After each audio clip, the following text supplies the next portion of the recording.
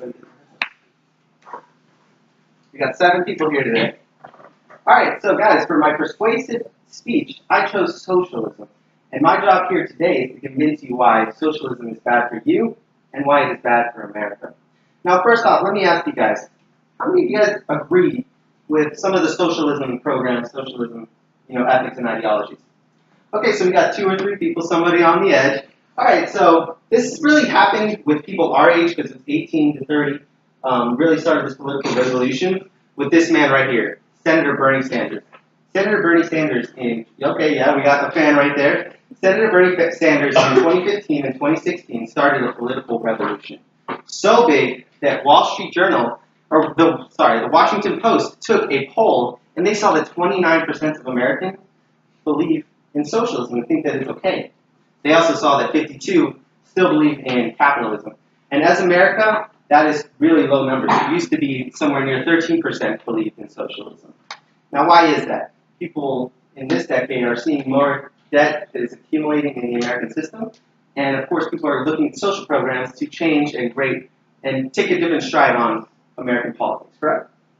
So I'm going to go into why socialism is bad. I have 2 approaches as to why it is bad, and then I'm going to offer a solution, which is capitalism. So first off, socialism has a horrible track record. We have Venezuela, Cuba, and Brazil, which are great, thriving countries with amazing resources. They're beautiful. If you just look up pictures of these countries, you'd be amazed. But they've been destroyed by socialism. All of them democratically elected, by the way. In Venezuela, they democratically elected Hugo Chavez, and according to the Wall Street Journal, there are miles and miles of places just to get eggs and milk and bread. Just the normal everyday rations of food. It is incredibly hard to get.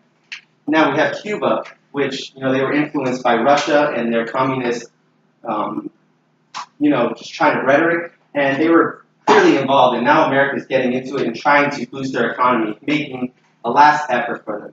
And then, of course, we have Brazil. Brazil is another case where a leader was democratically elected, and now their economy is in shambles. They just had the Olympics there, and they're finally starting to get off there because they're having a political revolution as well to get out of socialism. Now, you guys might say, okay, but those are just 3 countries. I'm not listing them all for the sake of the speech. But you guys might say, what about Denmark? Denmark is great, right? I would love to live in Denmark because it's amazing there. But let's just take a look at how little Denmark is. Denmark takes 1/3 of Colorado, just one of our states.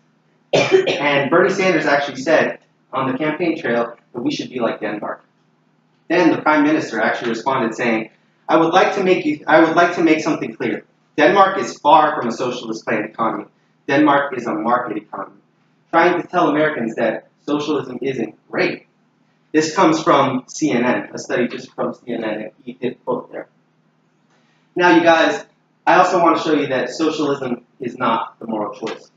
Otherwise, what some socialists agree is that socialism is, taking people out of the poor and trying to bring them up to an equal playing field, correct?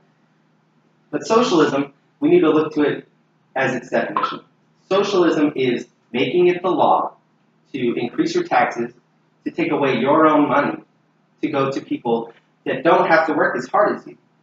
Now, in my opinion, that's horrible. And people say that we need to lower the wage gap between individuals up in the top 1% and the lowest percent, correct?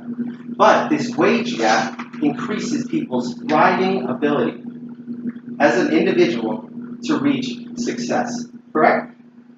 That's what's bringing me to my next point, which is the solution of capitalism. I know capitalism sometimes seems like a scary ideology, but it's what we thrived on in America, and it's what has made America great for many, many years, despite what some people might think. People think that capitalism is greedy. They just want your money. What I'm trying to say is capitalism and the free market economy allows people to go from the bottom to the top based on their own determination and free will to get to where they should be and everybody can get to a success based on capitalism. Capitalism allows you to give to charity in a big portion. America is actually one of the top leaders in giving to charity.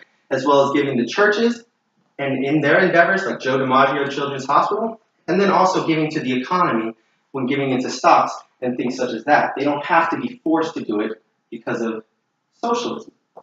Now, my final point is capitalism creates job and wealth because you're working for it.